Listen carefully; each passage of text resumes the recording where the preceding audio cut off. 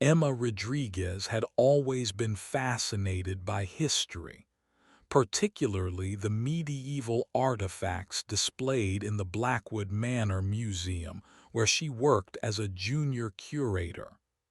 The manor, owned by the wealthy Blackwood family for generations, housed one of the most impressive private collections of historical weapons and armor in the state. Emma's job was simple: guide tour, maintain the displays, and under no circumstances touch the artifacts without proper authorization. The centerpiece of the collection was a magnificent 15th century ceremonial sword that had supposedly belonged to a European prince. It hung in a glass case in the main hall, its ornate hilt gleaming under the museum lights. The current owner, Marcus Blackwood, treated the sword like a sacred relic. He was a pompous man in his 50s who had inherited both the manor and his sense of superiority from his late father. Emma had been working at the museum for 2 years, earning barely above minimum wage despite her art history degree and genuine passion for the work.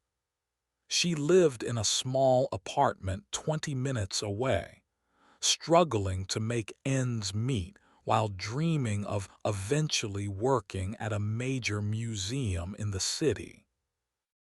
The Blackwood Manor job was supposed to be a stepping stone, but Marcus made it clear that people like Emma, young, without connections, from a working-class family, should be grateful for any opportunity he provided.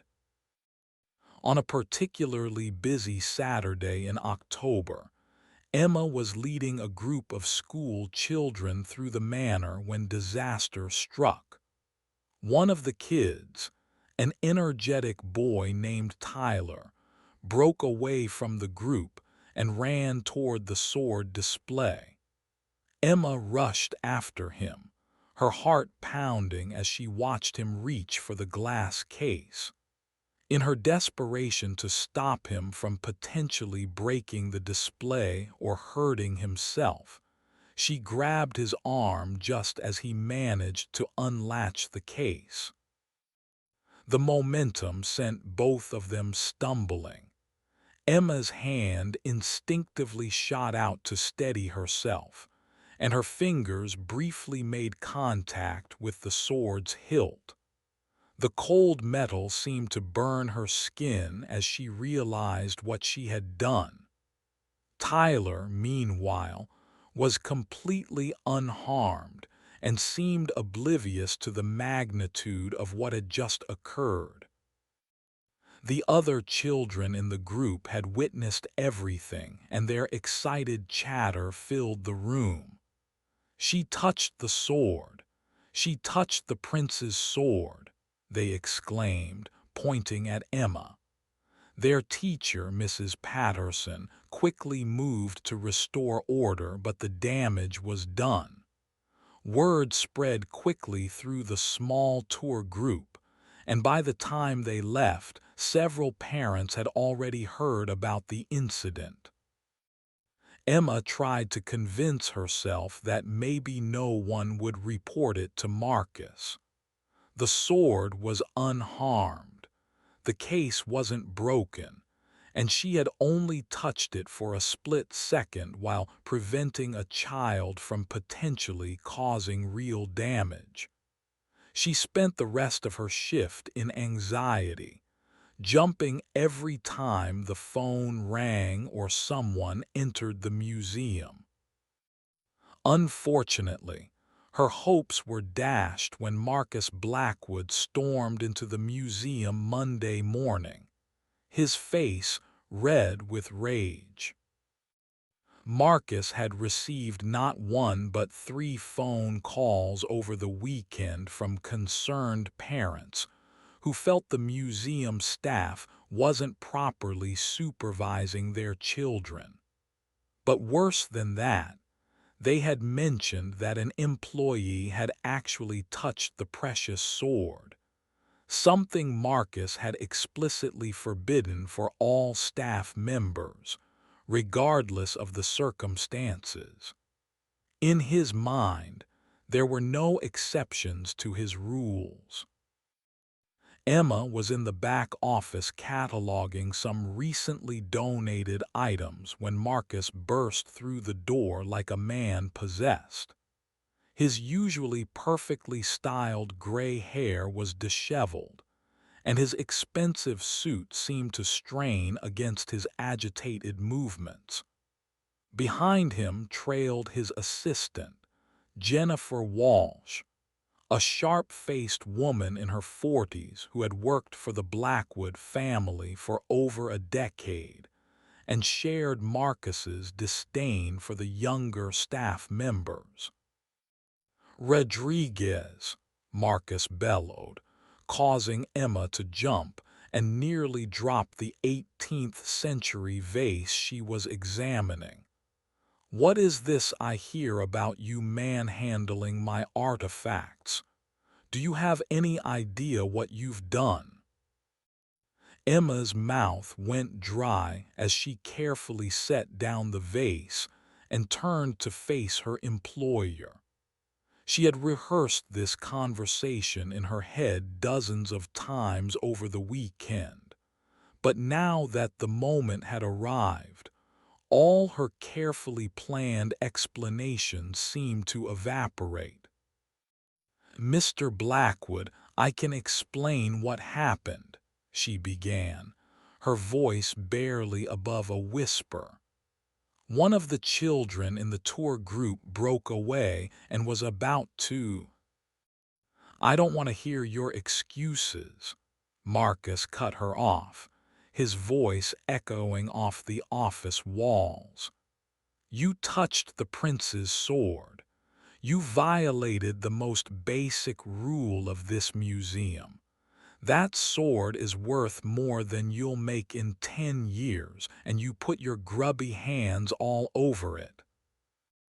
Emma felt her cheeks burn with embarrassment and growing anger. She had been nothing but dedicated to this job, often staying late without overtime pay, and handling difficult visitors with grace and professionalism.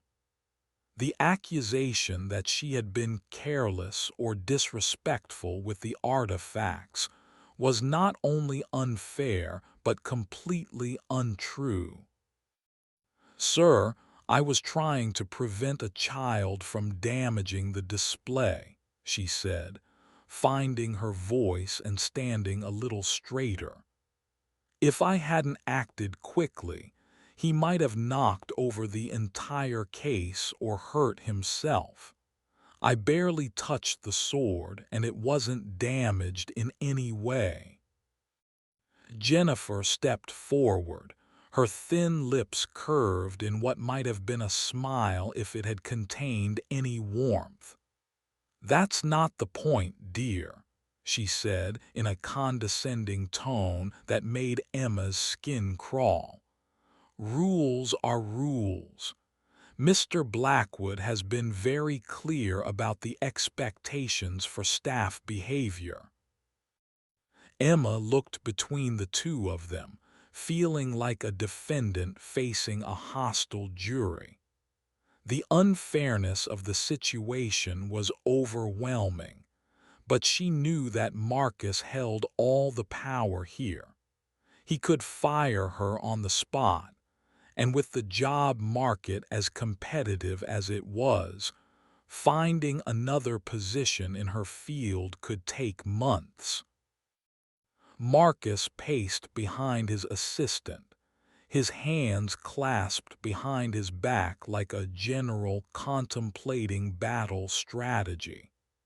"You know, Rodriguez, I've been having doubts about your position here for some time. This incident just confirms my suspicions that you don't have the proper respect for the responsibility you've been given." The accusation hit Emma like a physical blow. She had poured her heart into this job, treating every artifact with the reverence it deserved and going above and beyond in her duties. She had worked through lunch breaks, stayed late to prepare special exhibits, and even used her own money to buy supplies when the museum's budget was tight. "That's not fair, Mr. Blackwood," she said, her voice stronger now as righteous anger began to overcome her fear. "I've been nothing but professional and careful with every single item in this collection. What happened on Saturday was an accident that occurred while I was trying to protect both a child and your property." Marcus stopped packing and fixed her with a cold stare that seemed to look right through her. "Fair," he repeated, his voice dripping with disdain. "Let me tell you what's fair, young lady. Fair is expecting my employees to follow simple instructions. Fair is trusting someone with priceless artifacts and having that trust respected." Emma realized that no amount of explanation or reasoning was going to change Marcus's mind. He had already decided she was guilty, and now he was simply enjoying the process of making her squirm. The realization filled her with a mixture of fear and fury that made her hands shake. Jennifer seemed to sense Emma's growing defiance and stepped closer to Marcus, as if forming a united front against a common enemy. "Perhaps," she suggested in her sickeningly sweet voice, "we should discuss the appropriate consequences for this breach of protocol." The word consequences hung in the air like a threat, and Emma felt her stomach drop as she realized that losing her job might not be the worst thing that could happen to her today. Marcus's eyes lit up with a cruel gleam that Emma had never seen before, but which she instinctively recognized as dangerous. He walked over to his massive oak desk and pulled out a thick folder that Emma realized with growing horror was her personnel file. He flipped through it slowly, savoring the moment like a cat toying with a mouse. "You know, Rodriguez," he said without looking up from the papers, "when we hired you, we made it very clear that any violation of our artifact handling policies would result in immediate termination and possible legal action. You signed an agreement acknowledging that you understood the value of these items and the serious nature of your responsibilities." Emma's heart began to race as she remembered the intimidating stack of paperwork she had signed on her first day. At the time, she had been so excited to get the job that she had barely read through all the legal language and liability clauses. Now she was beginning to understand that Marcus had been planning for a moment like this all along.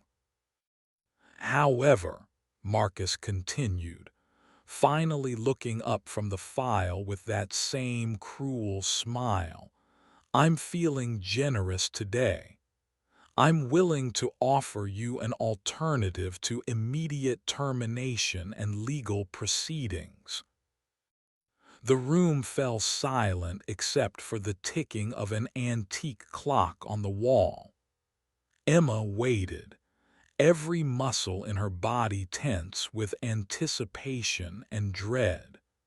She had the distinct feeling that whatever Marcus was about to propose would be far worse than simply losing her job.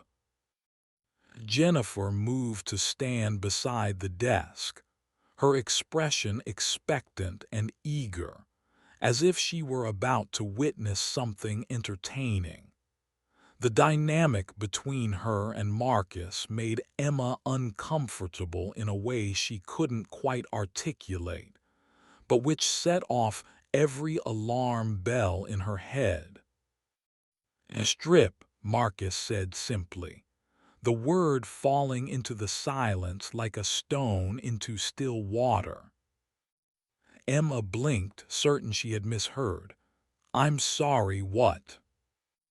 "You heard me," Marcus replied, his voice steady and matter-of-fact, as if he were asking her to file some paperwork. "You violated the sanctity of my collection. You touched something sacred with your unworthy hands. The only way to make amends is through complete humiliation and submission." The room seemed to spin around Emma as the full meaning of his words sank in. This wasn't about the sword or museum protocol or professional consequences. This was about power and control and Marcus's twisted desire to completely dominate someone he saw as beneath him. "You're insane," Emma whispered, backing toward the door. "I'm not doing that. I'm leaving and I'm reporting this to the police." But Jennifer had anticipated her movement and was already blocking the exit, her thin frame surprisingly imposing in the narrow doorway. "I wouldn't do that if I were you, dear," she said, her voice still maintaining that false sweetness. "You have no witnesses to this conversation, and Mr. Blackwood has very expensive lawyers. Who do you think people will believe?" Marcus leaned back in his chair, clearly enjoying Emma's distress. "Besides," he added casually, "you did violate your employment contract. We have witnesses to that. I could make your life very difficult if you force me to pursue legal action. On the other hand, if you comply with my reasonable request for accountability, we can consider this matter closed." Emma's mind raced as she tried to process the nightmare her life had suddenly become. These people were clearly unhinged, but they also held significant power and influence in the community. Marcus was right that expensive lawyers could probably make her life miserable, even if she ultimately won any legal battle. But the alternative he was proposing was unthinkable.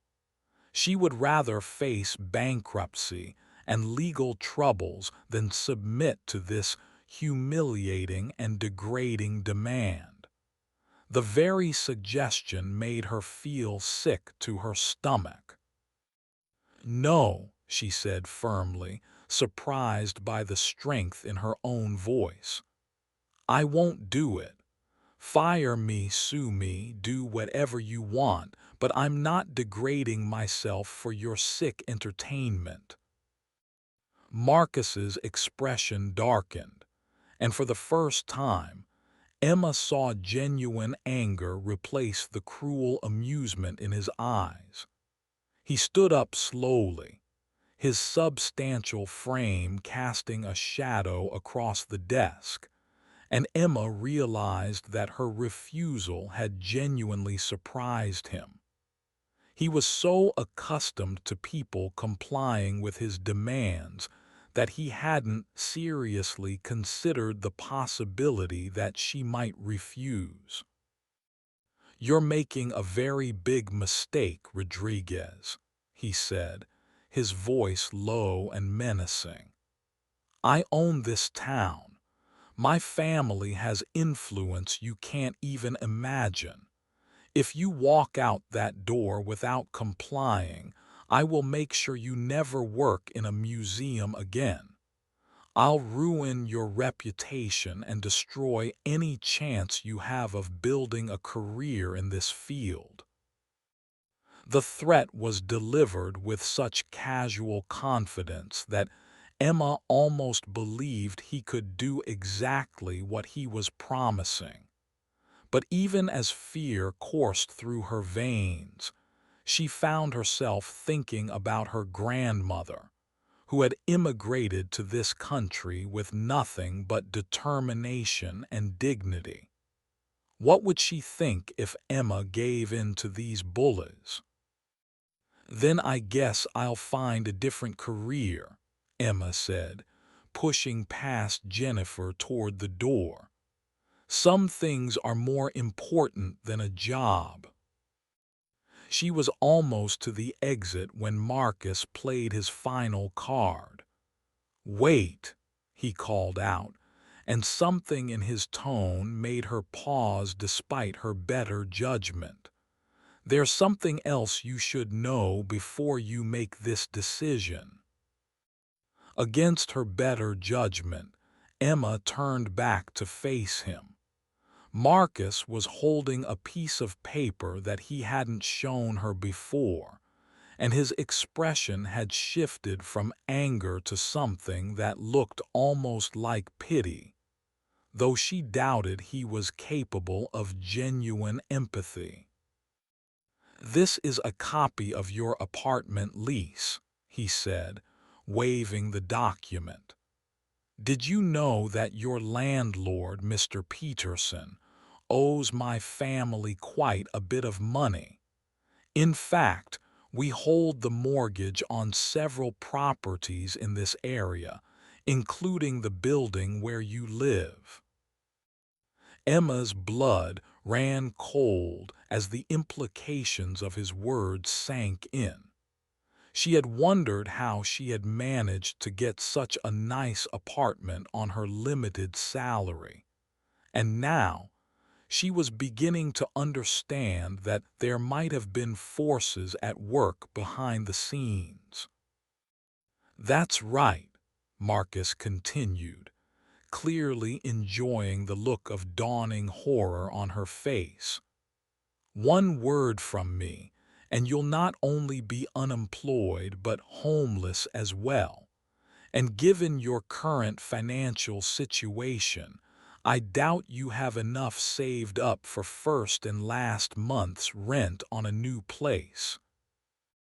The trap was so perfectly constructed that Emma had to admire its cruel efficiency even as it closed around her. Marcus had been planning this for months, maybe years, positioning all the pieces so that, when the right moment came, he would have complete control over someone he wanted to dominate.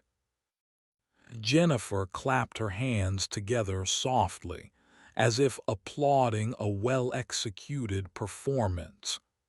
"Now do you see, dear," she said. "Mr. Blackwood isn't being unreasonable. He's simply asking for appropriate accountability for your actions. A few minutes of discomfort and all of this unpleasantness can be behind us." Emma looked back and forth between the two of them, feeling like a trapped animal. The rational part of her mind kept insisting that this couldn't be happening, that people didn't actually behave this way in real life. But the evidence was right in front of her, and she was beginning to understand that Marcus Blackwood was capable of far more cruelty than she had ever imagined. She thought about her options, but each path seemed to lead to disaster.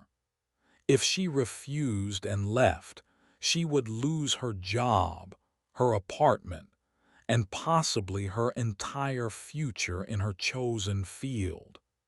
If she complied with Marcus's sick demand, she would keep her immediate security but would have to live with the knowledge that she had allowed herself to be completely degraded and humiliated. But as she stood there weighing her impossible choices, Emma remembered something her grandmother used to say. Mija, there are some things that, once you lose them, you can never get back. Your dignity is one of those things. Emma straightened her shoulders and looked Marcus directly in the eye. I need some time to think about this, she said, her voice steadier than she felt. This is a big decision, and I don't want to do anything I'll regret. Marcus checked his expensive watch and nodded slowly. Fair enough, he said. You have until tomorrow morning to decide. But understand that if you choose to be difficult, the consequences will be severe and permanent. As Emma walked toward the door, Jennifer called out one final threat. Oh, and dear, if you try to record any conversations or gather evidence against Mr. Blackwood, we'll know. He has friends in very high places, and your life will become exponentially more difficult. Emma left the museum in a daze, her mind reeling from what had just occurred. As she drove home through the quiet streets of her small town, she tried to process the fact that her life had just been completely upended by a moment of trying to protect a child from harm. But even as fear and despair threatened to overwhelm her, a small flame of anger was beginning to burn in her chest. Marcus Blackwood thought he could control her through fear and manipulation, but he had made one crucial mistake. He had underestimated her. That evening, Emma sat in her small apartment, staring at her laptop screen as she researched everything she could find about Marcus Blackwood and his family. What she discovered was both illuminating and disturbing. The Blackwood family had a long history of using their wealth and influence to control and manipulate people in their community. There were rumors and whispers, carefully buried legal documents, and patterns of behavior that suggested Marcus's treatment of her was not an isolated incident. But there were also hints of something else, something that made Emma's heart race with possibility. According to several historical documents she found in online archives, the famous sword that had started this whole nightmare might not actually belong to the Blackwood family at all. In fact, there was evidence suggesting that it had been stolen from its rightful owners decades ago, and that the Blackwoods had been displaying it illegally all this time. As Emma dug deeper into her research, she discovered something even more interesting. The sword had originally been owned by a European prince, just as Marcus claimed, but that prince had a living descendant who had been searching for the missing artifact for years. His name was Alessandro Medici, and according to recent news articles, He had been working with international law enforcement to recover stolen family heirlooms. Emma's hands shook as she found Alessandro's contact information and began composing an email. She told him about the sword in the Blackwood collection, provided detailed photographs she had taken during her time working at the museum, and explained her current situation without going into the more disturbing details of Marcus's demands. To her amazement, Alessandro responded within hours. Not only was he grateful for the information, but he was already in the United States working with FBI agents who specialized in art theft and cultural property crimes. He had been tracking the sword for over 2 years, and Emma's email had provided the final piece of evidence he needed to take legal action. But more importantly for Emma's immediate situation, Alessandro was a wealthy and influential man in his own right, with connections that rivaled or exceeded Marcus Blackwood's. When Emma finally worked up the courage to tell him about the threats and coercion she was facing, his response was swift and decisive. "Miss Rodriguez," he wrote in his next email, "what this man is doing to you is not only morally reprehensible, but also illegal under several federal statutes. I am going to make some phone calls tonight, and I promise you that by tomorrow morning, the balance of power in your situation will have shifted considerably." Emma spent that night in a state of nervous energy, switching between hope and terror as she waited to see if Alessandro's intervention would actually make a difference. She had taken a huge risk by reaching out to him, and if Marcus discovered what she had done, his revenge would likely be swift and brutal. The next morning, Emma arrived at the museum exactly on time, determined to face whatever consequences awaited her with as much dignity as she could muster. She had made her decision during the sleepless hours of the night. She would not submit to Marcus's degrading demands, regardless of the cost to her career and financial security. But as she walked through the museum's front entrance, she immediately sensed that something had changed. Jennifer Walsh was nowhere to be seen, and the usual air of oppressive control that permeated the building seemed to have lifted somehow. Emma made her way to Marcus's office, expecting to find him waiting with his ultimatum and cruel smile. Instead, she found him packing frantically behind his desk, his usually perfect appearance disheveled and his face pale with what looked like genuine fear. When he saw her enter, Marcus looked up with an expression she had never seen before: defeat.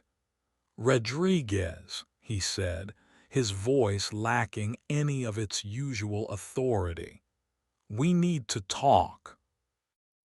Emma remained standing near the door, every muscle in her body tense and ready for flight. "I've made my decision, Mr. Blackwood," she said firmly.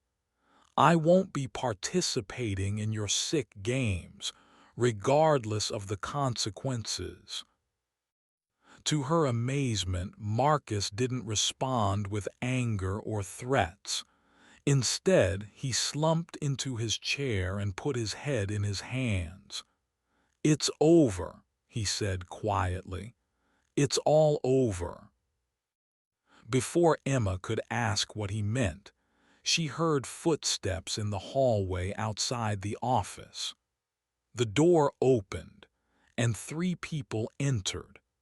A man in an expensive suit who looked like a lawyer, a woman with a federal badge visible on her belt, and another man who seemed oddly familiar despite the fact that Emma was certain she had never met him before. The third man stepped forward with a slight smile and extended his hand to Emma.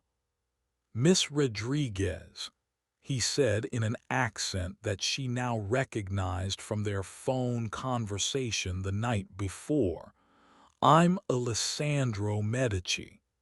Thank you for reaching out to me about my family's stolen property."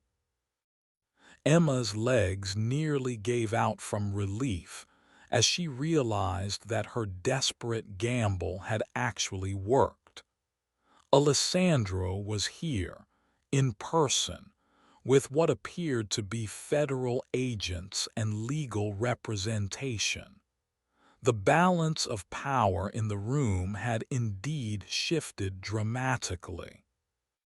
Marcus looked up from his desk with an expression of pure hatred directed at Emma. "You little," he began, but the federal agent cut him off with a sharp gesture. "Mr. Blackwood," she said in a crisp, professional tone, "I'm Agent Sarah Martinez with the FBI's Art Crime Team. We have a warrant to search these premises and seize any items that may be stolen cultural property. You're also going to need to answer some questions about your treatment of your employees." As the implications of the situation sank in, Marcus's face cycled through a range of emotions: shock, fear, rage, and finally a kind of desperate cunning. Emma could practically see him trying to figure out how to manipulate his way out of this new reality. "Now wait just a minute," he said, his voice taking on the smooth, authoritative tone he used with people he considered his social inferiors. "I don't know what this young lady has told you, but she's clearly made some serious misrepresentations about our collection and my business practices."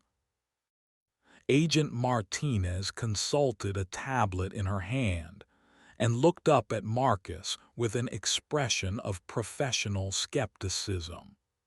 "Mr. Blackwood, we have evidence suggesting that you knowingly possessed stolen cultural artifacts and used your position of authority to coerce and threaten employees. These are federal crimes that carry significant penalties." Emma watched in fascination as Marcus tried to recover his composure and mount a defense. He straightened his tie, smoothed back his hair, and attempted to project the kind of confidence and authority that had served him so well throughout his life. "I think there's been a serious misunderstanding," he said, directing his most charming smile toward the agent. "Miss Rodriguez was terminated for violating our artifact handling protocols. Any conversation we had about accountability measures was completely appropriate and within my rights as her employer." Alessandro stepped forward, and Emma was struck by the quiet authority he projected.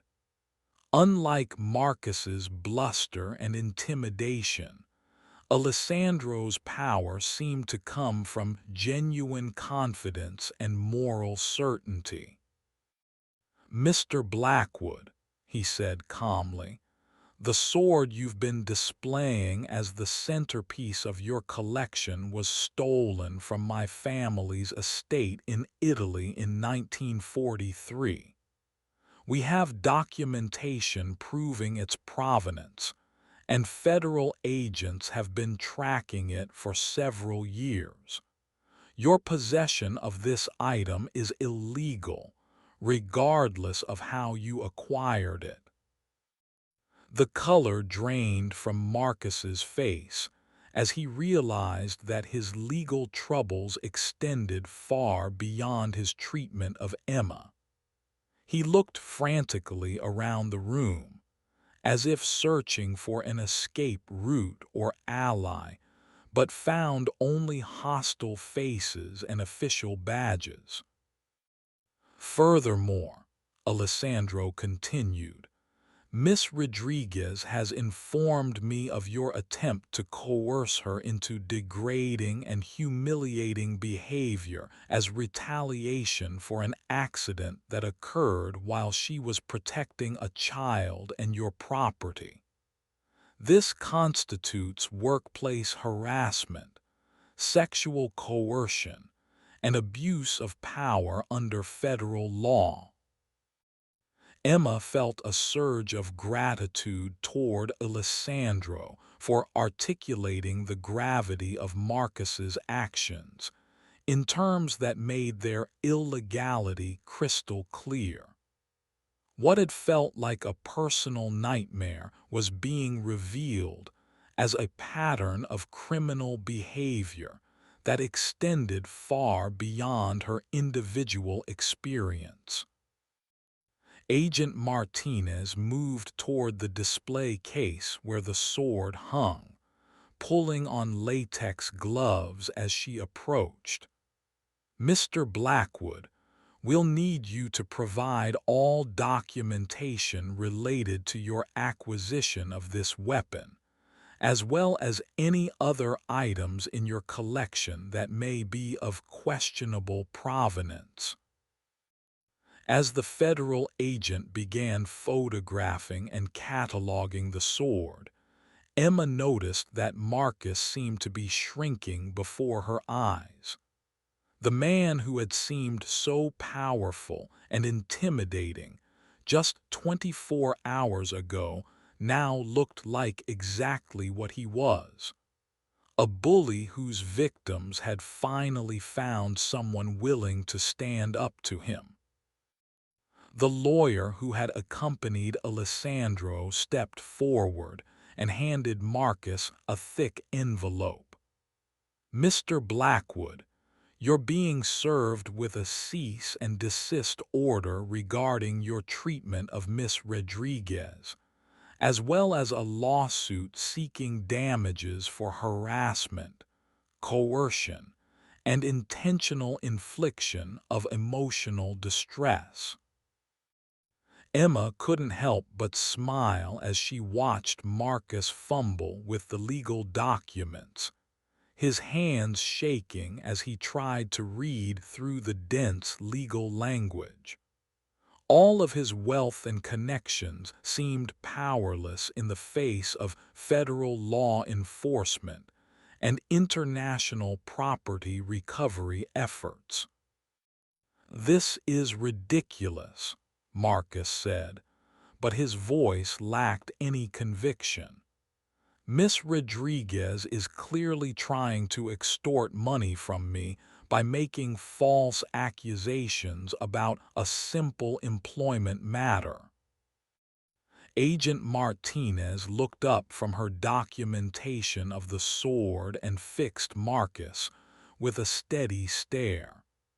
"Mr. Blackwood, we have Miss Rodriguez's testimony, but we also have other evidence of your behavior patterns. You're going to want to consult with your attorney before making any more statements." The suggestion that there were other victims of Marcus's abuse sent a chill down Emma's spine, but also filled her with a sense of vindication. She had suspected that his treatment of her was not an isolated incident, and apparently federal investigators had reached the same conclusion. Alessandro turned to Emma with an expression of genuine concern and respect. "Miss Rodriguez, I want you to know that your courage in reaching out to me has not only helped recover my family's stolen property, but has also potentially protected other people from this man's abuse. You should be very proud of yourself." Emma felt tears welling up in her eyes as the full impact of what had just occurred began to sink in. 24 hours ago, she had been facing unemployment, homelessness, and sexual humiliation at the hands of a powerful predator. Now, that same predator was facing federal charges and civil lawsuits, while she was being praised for her bravery by an international prince and FBI agents. But even as relief flooded through her, Emma couldn't help but think about all the other people who might have faced similar situations without having the incredible stroke of luck that had connected her to Alessandro. How many victims of workplace abuse and sexual coercion never found anyone willing or able to stand up for them? Agent Martinez finished her initial documentation of the sword and turned back to the group. "Mr. Blackwood, you'll need to come with us for further questioning. Miss Rodriguez, we'll need you to make a formal statement, but you're free to leave whenever you're ready."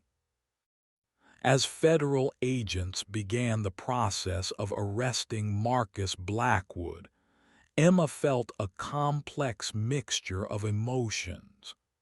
There was satisfaction in seeing justice served and relief at her own escape from his manipulations, but also a kind of sadness at the waste of human potential that his cruelty represented. Marcus was led away in handcuffs, his expensive suit and imperious demeanor now seeming like costumes from a play that had ended badly. As he passed Emma on his way out, he looked at her with pure hatred, but she was no longer afraid of him. Whatever power he had once held over her was gone forever. Alessandro approached Emma as the commotion of the arrest began to die down. "Miss Rodriguez," he said gently, "I know this has been a traumatic experience for you, but I want you to know that good things are going to come from your courage today." Emma looked at him curiously, wondering what he meant. Alessandro smiled and continued, "My family operates several museums and cultural institutions throughout Europe and the United States. We're always looking for talented curators who understand the true value and meaning of historical artifacts. If you're interested, I would like to offer you a position that would allow you to use your skills and passion in an environment where you'll be treated with the respect you deserve." The offer was so unexpected and generous that Emma had trouble processing it at first. After months of financial struggle and professional frustration, the idea that her worst day might actually lead to her dream job seemed almost too good to be true. I, I don't know what to say," Emma stammered, feeling overwhelmed by the rapid turn of events. "That's incredibly generous of you, but I wouldn't want you to feel obligated to help me just because I provided information about the sword." Alessandro shook his head firmly. "Miss Rodriguez, my offer has nothing to do with obligation and everything to do with recognition of your character and qualifications. Someone who would risk their own security to protect both a child and historical artifacts, and who would stand up to abuse rather than compromise their dignity, is exactly the kind of person we want working with our collections." As Emma considered the offer, she realized that her grandmother had been right about dignity being something that, once lost, could never be fully recovered. But she was beginning to understand that there was a corollary to that wisdom. When you refuse to surrender your dignity, even in the face of overwhelming pressure, it can become a source of strength that opens doors you never knew existed. Over the following weeks, as legal proceedings against Marcus Blackwood moved forward, and Emma began the process of relocating to take her new position with the Medici Foundation, she reflected on the strange series of events that had transformed her life. A moment of trying to protect a child from harm had led to the most terrifying and ultimately most rewarding experience of her career. Marcus Blackwood was eventually convicted on multiple federal charges related to possession of stolen cultural property and workplace harassment. The investigation revealed a pattern of abuse targeting young female employees that stretched back over a decade, and several other victims came forward to share their experiences. The Blackwood Manor Museum was permanently closed, and its legitimate artifacts were distributed to accredited institutions throughout the region. The building itself was sold to pay legal fees and victim compensation, marking the end of the Blackwood family's influence in the community. Emma's new position with the Medici Foundation exceeded her wildest professional dreams. She found herself working with some of the world's most important historical artifacts, surrounded by colleagues who shared her passion and respected her expertise. More importantly, she discovered that workplaces could be environments of collaboration and mutual support rather than fear and intimidation. But perhaps the most significant change in Emma's life was the friendship she developed with Alessandro Medici. Despite their different backgrounds and circumstances, they shared a deep appreciation for history and culture, as well as a commitment to using their positions to protect and preserve important artifacts for future generations. One evening, as Emma was working late in her new office at the Foundation's headquarters, Alessandro stopped by to check on a project they were developing together. He found her carefully examining a 16th-century manuscript, her face lit up with the same enthusiasm he remembered from their first meeting.